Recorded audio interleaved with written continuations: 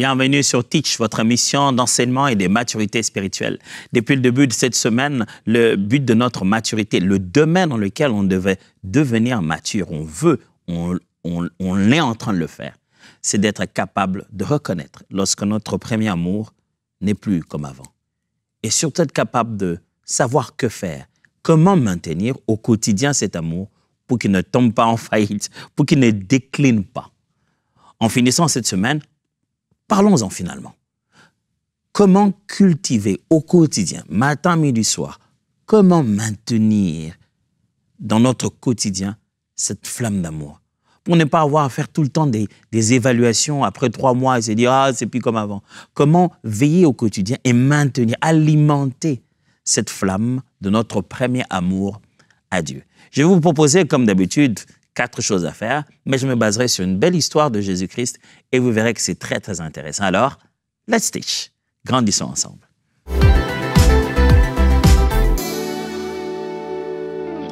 Depuis le début de cette semaine, je tiens le langage que nous tenons beaucoup, celui de dire enflammer, avoir son amour en feu pour Dieu, maintenir la flamme de notre amour pour le Seigneur. Lorsque vous analysez en fait ce concept, qui n'est pas faux, vous finissez par découvrir une chose. Et ça, je l'ai voulu quand même que ça soit écrit et que chacun de nous se souvienne. En réalité, la flamme de l'amour pour Dieu ne grandit pas en nous. Elle s'intensifie en réponse à la présence de Dieu à mesure que nous approchons de lui. C'est-à-dire que la flamme ne grandit pas indépendamment de Dieu. Tu ne peux pas aimer davantage un être sans que cette personne existe. Et vous le savez que dans toute relation, au fur et à mesure que vous voyez la personne, l'excitation monte. Et combien de couples ne craignent-ils pas la distance? La peur que la distance cause justement la froideur. En réalité, plus on s'approche de Dieu dans sa présence, plus nous ressentons cette flamme de lui, cet amour, cette passion de sa personne monter davantage. On ne s'en va pas loin nous-mêmes essayer d'allumer cette flamme par nos propres moyens en essayant de vivre loin de lui. Non, cette flamme est alimentée par sa présence. Quand cet amour le voit lui, elle est en flamme davantage. C'est comme si notre homme intérieur, quand elle est en présence de Dieu, tout à l'intérieur, tout excité. Oh, l'Éternel, le Dieu, mon roi. Alors, si tu veux garder cette flamme-là, n'est-ce pas qu'il est logique de souvent, et très souvent, rester dans sa présence? Je vais lire avec vous une assez longue lecture qui est basée sur l'histoire de la vie de Jésus-Christ. Dans Marc chapitre 1, le verset 35 à 45. Puis je vais me mettre à commenter là-dessus et je peux en ressortir 4 habitudes. Et puis, il y en a beaucoup. Je vais rester sur 4 que Jésus faisait, que nous devons nous aussi apprendre à faire si on veut maintenir au quotidien notre flamme d'amour à Dieu. Alors, on y va. Marc chapitre 4, mais plutôt chapitre 1, désolé, verset 35 à 45. Le lendemain, il s'élève bien avant l'aube. Dehors, il fait encore nuit. Il sort de la maison et s'en va dans un endroit solitaire pour prier. Retenez ça. Hein? Simon et ses compagnons partent à sa recherche. Quand ils l'ont enfin trouvé, ils lui disent « Tout le monde te cherche. »« On va partir, leur répondit-il, et aller ailleurs. Il faut que j'apporte aussi mon message au village envoisinant, le village environnant.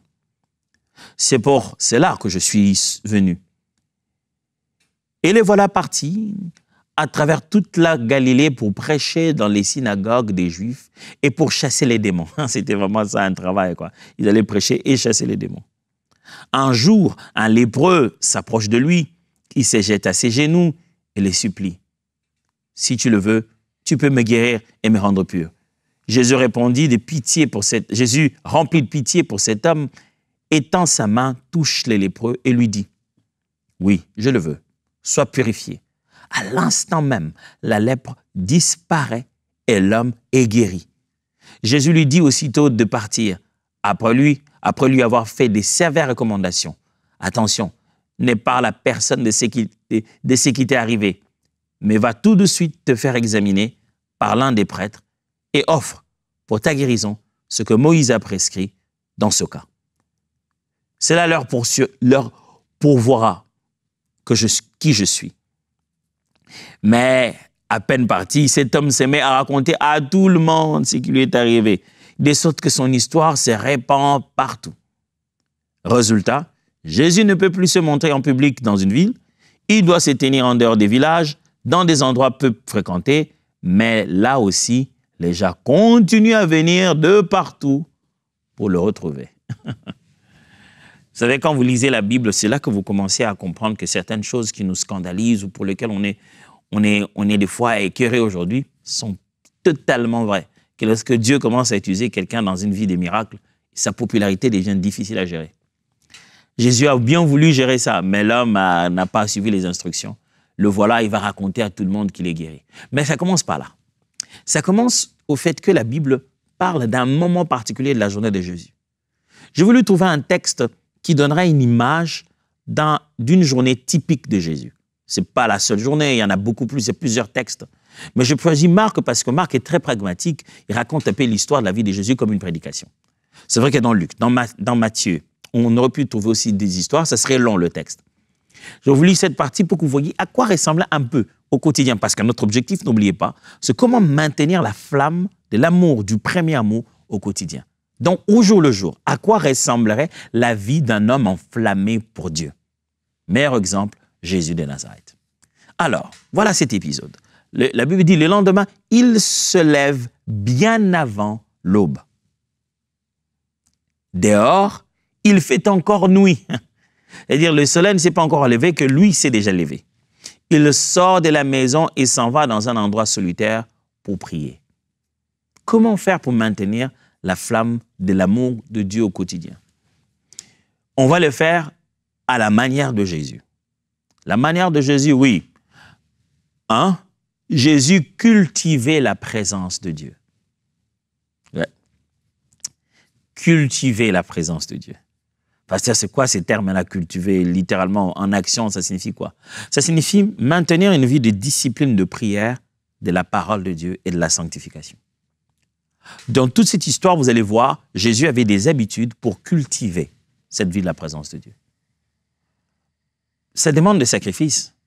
Regarde, il s'élève avant qu'il ne soit jour, avant que les activités de la journée remplissent son temps.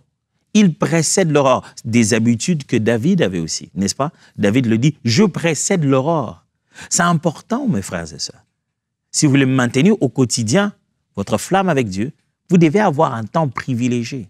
Appelez ça un culte personnel, appelez ça mon moment de temps personnel, mon quiet time, comme certains me le disent, mon temps seul de méditation. Mais Jésus lui précédait même l'aurore et il allait à part, il allait si seul dans un coin qu'on le cherchait, on n'arrivait même pas à le retrouver.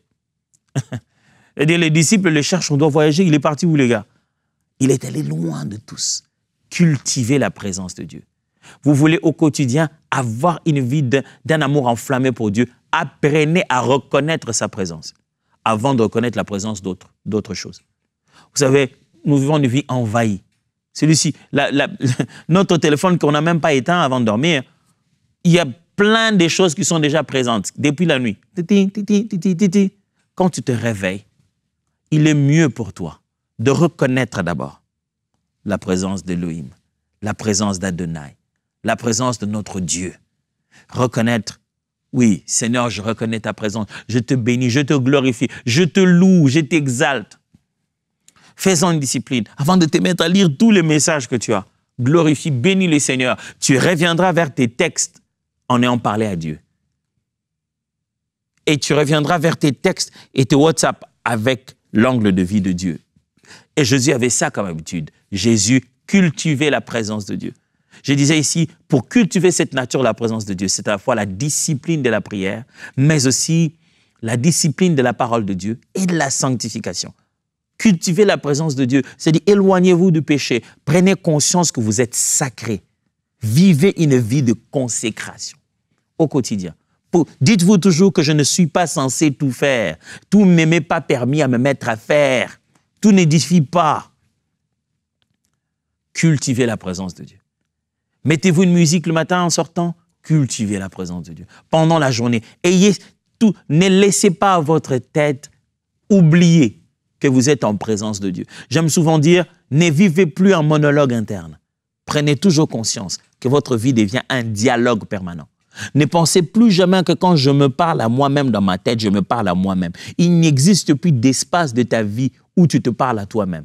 Chaque fois que tu parles, il y en a un autre qui vit à l'intérieur de toi, qui écoute et qui entend. Tu prends cette conscience que je ne peux plus me parler à moi-même, que Dieu est avec moi partout où je sois. Quand je lance une conversation, quand je lance une pensée à l'intérieur, c'est une conversation. Ce n'est pas un monologue, c'est un dialogue.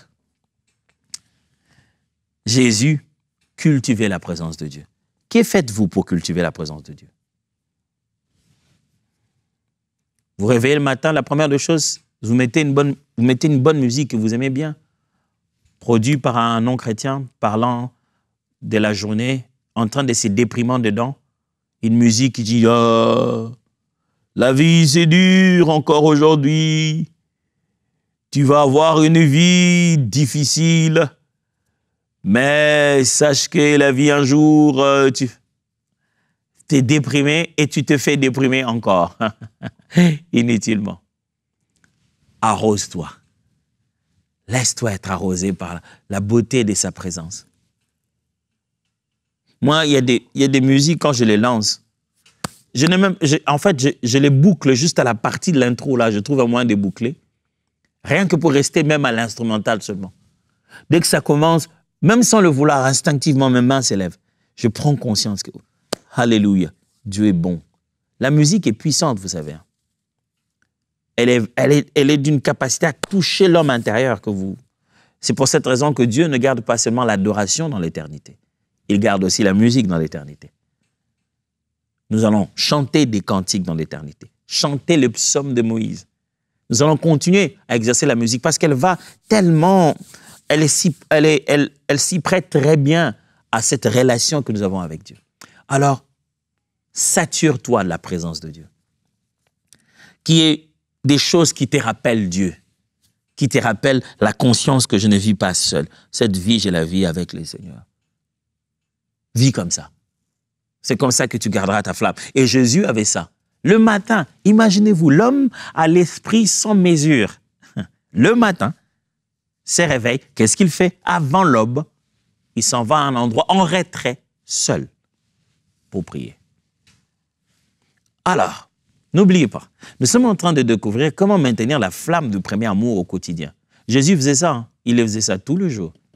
Même jusqu'au jour de sa mort, à la veille de sa mort. La nuit, il a fait la partie qu'il fait chaque nuit. Le soir, il allait à un endroit pour prier. Il prenait des disciples de temps en temps. On est même venu l'attraper pour l'amener, pour faire commencer toute sa douleur, pour l'amener à l'accusation et commencer à le faire souffrir. Le jour où on vient le prendre pour commencer le processus qui aboutit à la croix, on vient le prendre, il vient de quitter le temps de prière. Il vient encore de cultiver la présence de Dieu. Deuxième chose, Jésus était entouré par ses disciples. La Bible a dit, on l'a lu avec vous dans Marc chapitre 1, donc c'est le seul texte d'aujourd'hui. La Bible dit que Jésus sort tôt le matin, il va prier. Quand il a fini, il prie encore, les disciples le cherchent. Mais où est-ce qu'il est? Il est temps de partir. Ils sont en train de le chercher, ils le trouvent, il leur dit, « Ok, allons-y les gars, on doit partir, il faut que j'aille prêcher aussi ailleurs. » On ne le voit pas seulement ce jour-là, on le voit dans le reste de ses jours. Jésus est entouré des disciples. Mes frères et sœurs, pour maintenir la flamme de Dieu au quotidien dans ta vie, tu dois être entouré des autres disciples. Tu ne peux pas vivre toute ta vie chrétienne seul. Tu as besoin des autres. Tu as besoin de la fraternité chrétienne. Tu as besoin de fréquenter les autres. Tu as besoin de prier ensemble avec les autres. Pas 2 fois seulement prier, mais juste papoter, se rencontrer, mais parler des conversations avec des gens dont les pensées sont saines. Parler avec des gens qui, après leur avoir parlé, tu sens, comme j'aime ça que les disciples d'Emmaüs disent, est-ce que nos cœurs ne ressentaient-ils pas?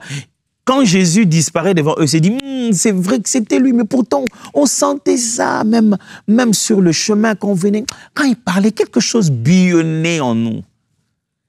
Je vais rester avec les gens qui font bouillonner en moi la passion pour Dieu. Je vais rester avec des gens qui me font dire, wow, Dieu, on dirait que je n'ai pas encore aimé Dieu. Hein? Waouh, il y a ces niveaux-là. Je vais rester avec des gens qui challengent ma foi. Jésus était toujours entouré. Lui, Dieu fait chair. Qu'est-ce qu'il avait à faire avec ces gens? Du reste, tout le temps, il s'est plaigné en disant, mais jusqu'à quand vous allez comprendre? Mais vous vous rendez compte de leur importance. À la veille de sa mort, ils ont choisi, il dit, venez avec moi. Mon âme est triste jusqu'à la mort. Venez, priez avec moi. Ils sont là pour le consoler émotionnellement. Mes frères et sœurs, on a besoin des autres. Vous voulez vivre une vie chrétienne au quotidien, dans lequel vous êtes tout le temps, vous gardez votre flamme d'amour avec Dieu au maximum, alors restez avec les autres bois, là où le feu est allumé. Parce que souvent, quand vous sortez le bois seul, sa flamme ne dure pas souvent. Vous voulez garder la flamme, il y a une flamme qui est collective. Il y a une flamme qui est collective. Restez avec des gens qui vous donnent spirituellement. Restez avec les gens avec qui vous partagez spirituellement. Et restez avec des gens à qui vous donnez spirituellement. Faites des disciples. Ayez des amis. Recevez. Ayez des mentors, des gens de qui vous recevez. Recevez de quelqu'un, donnez à quelqu'un, partagez avec quelqu'un. C'est ça ce que Jésus faisait. Troisièmement, Jésus faisait quoi? Je viens de lire avec vous. Jésus pratiquait l'amour en action chaque jour. Jésus était l'incarnation de l'amour. Le voilà, il se réveille, écoutez-le. Il va prier. Les disciples viennent le rencontrer. La première chose qu'il y a dans sa tête, c'est « Allons aussi dans l'autre ville, je dois aller prêcher l'évangile. » Quand il y arrive, les gens sont malades, il est guéri. Les lépreux, là, il dit « Si tu le veux, guéris-moi. » Il dit « Je le veux, sois guéri. » La vie de montrer aux gens que Dieu les aime. C'était ça la vie de Jésus. Vous voulez garder votre amour pour Dieu, enflammé toujours. Bien, voici le secret. Aimez les autres. Aimez. C'est dans le processus de donner l'amour aux autres que vous allez entretenir votre amour. Vous vous souvenez encore du texte où Jésus nous dit, si vous ne pardonnez pas aux autres leurs péchés, votre Père dans les cieux ne vous pardonnera pas non plus. Il y a une corrélation forte entre la façon dont nous traitons nos semblables et la façon dont nous entretenons notre relation avec Dieu. Dieu regarde souvent dans cette relation que nous avons avec nos semblables pour juger de la nature, de la pertinence et de la motivation derrière notre relation que nous avons avec lui. Si vous les avez pardonnés, ok, je vous pardonne non plus. Je vous pardonne non plus si vous ne pardonnez pas. Et si vous aimez vos frères que vous voyez, alors je crois alors que vous m'aimez. Mais si vous n'aimez pas, je me demande ce qu'il en est de moi. De la même manière ici, Jésus-Christ, après avoir eu tous ses disciples, Jésus pratiquait l'amour au quotidien vis-à-vis des gens. Ça ramène tout de suite à l'amour vers Dieu. Tu veux garder ton amour pour Dieu, aime les gens comme Dieu t'aime toi. Manifeste l'amour autour de toi. C'est difficile d'avoir passé une journée où tu as donné à quelqu'un, où tu as secouru quelqu'un, où tu as aimé quelqu'un comme tu aurais voulu être aimé par Dieu. Comme Dieu d'ailleurs t'aime. C'est difficile de vivre comme ça et d'oublier que tu es aimé. C'est quand tu aimes que tu te souviens de comment tu es aimé. Mais quand tu ne trouves pas d'occasion pendant la journée à exprimer, à donner de l'amour, à s'aimer de l'amour, tu commences à oublier que toi-même tu es vraiment aimé. Tu veux garder ton amour avec Dieu à fond. Exprime l'amour aux autres. Donne. Ne retiens pas. Donne la joie. Partage tes biens. Partage ton argent. Partage des messages. Partage ton temps. Donne. L'amour, mes amis. Je n'ai pas dit juste une contribution ecclésiastique. Je dis l'amour de Dieu. Qui ne regarde pas les visages, qui ne connaît pas quel membre d'église je suis. L'amour de Dieu pur, qui vient aider la personne qui est dans la douleur, qui ne demande aucune condition à cette personne avant d'être aidée. Donnez de l'amour de Dieu aux autres. Et vous garderez aussi votre flamme de premier amour. Jésus le faisait. Quatrièmement, enfin, Jésus faisait régulièrement l'œuvre de son Père. Le texte le dit. Jésus, il prie, après les disciples viennent le voir, et puis après il dit, on doit aller bosser les amis, on doit aller bosser. Il faut qu'on quitte ici, on doit aller de l'autre côté, j'ai du travail. J'ai l'œuvre de mon Père à accomplir. Vous voulez garder la flamme de Dieu, l'amour de Dieu, le premier amour au quotidien? Faites comme Jésus. Faites l'œuvre de votre Père. Servez. Quand on dit servir, tout de suite, les gens pensent à l'église locale. Donc, protocole, évangélisation, sécurité, médias. Ouais, les médias, maintenant, c'est devenu intéressant. Intercession, c'était ce qui était intéressant à l'époque. Être chez les femmes, être chez les hommes, être à la jeunesse. Musique, on voit ça seulement. Mais quelquefois, le service de Dieu dépasse le besoin de fonctionnement cultuel d'une église locale. Mais c'est au niveau du corps du Christ. Servir le Seigneur peut être aussi secouriste quelque part. Tu ne vois pas direct. Ce n'est pas un travail d'église que tu fais, mais c'est d'abord l'obéissance à Dieu pour aller vers les gens. Servez. Réveillez-vous le matin en vous disant, que dois-je faire? Qu'attends-tu de moi? Vivre tout le jour avec la conscience que vous êtes en train d'accomplir l'œuvre de votre Père. Garde en vous la flamme. Ça vous rappelle à l'ordre chaque fois. Dans votre mental, vous vous souvenez. Ouais, je suis en train de servir quelqu'un. Je suis en action pour un but. Mon frère, servez. Posez-vous la question aujourd'hui. Moi, je sers Dieu comment? Que ce soit par votre argent, que ce soit par votre temps, que ce soit par votre talent, que ce soit par des capacités surnaturelles, que ce soit par votre disponibilité, que ce soit par quelle manière, servez Dieu. C'est ce qui vous permet de garder votre flamme au quotidien. Oh, comprenez-moi bien. Ne mettez pas le service au-dessus de la relation. Servez-les dans la relation. C'est en étant serviteur qu'on devient frère. On ne va pas être frère et baisser, devenir serviteur. J'aime bien Jésus, c'est qu'il dit, vous étiez, aujourd'hui je ne vous appelle plus serviteur, maintenant je vous appelle frère. Parce que vous connaissez les choses qui sont dans mon cœur. Continuez à le servir, mais en étant devenu frère, en étant devenu ami de son cœur. Cette semaine, j'ai parlé de beaucoup de choses. Aujourd'hui, je n'ai pas voulu beaucoup parler. Je voudrais utiliser mon temps pour prier avec vous. On a parlé de choses que l'on peut faire concernant cette affaire de revenir à son premier amour à Dieu. Qu'est-ce qu'un premier amour? On a appris. Comment reconnaître que quelqu'un est en train de perdre son premier amour? On a appris. Qu'est-ce qu'il faut éviter? Les genres de choses qui peuvent éteindre ton premier amour? On a appris. Que faire au quotidien pour maintenir ce premier amour? On a aussi appris. Ça en a fait des choses à apprendre. Maintenant, il est temps de pratiquer. Il est temps de vivre. Oh Seigneur, je suis détaché de toi. Pasteur, aidez-moi. Je ne sais pas comment revenir au Seigneur. Les pistes sont là. Homme, frère, qu'allez-vous faire? Les pistes sont là. Vous ne direz plus, vous ne saviez pas quoi faire. Mais j'aimerais passer un petit moment de prière avec vous. Je ne sais pas où vous êtes. On a pris quelques habitudes et puis un moment. Où que l'on soit, trouve une position de prière, si c'est possible. Si tu écoutes en roulant, ce n'est pas grave. Mais focalise-toi à un moment donné. Parce qu'on veut prier. On veut graver ces choses dans notre esprit. Et si tu suis, je ne sais pas, au salon, tu es où, si tu le peux, je t'encouragerais bien de prendre une position de prière, quelle qu'elle soit, juste pour faire répondre à ton corps le respect de ces convictions que tu veux mettre dans ton esprit. Si c'est levé, levé. Si c'est assis, assis.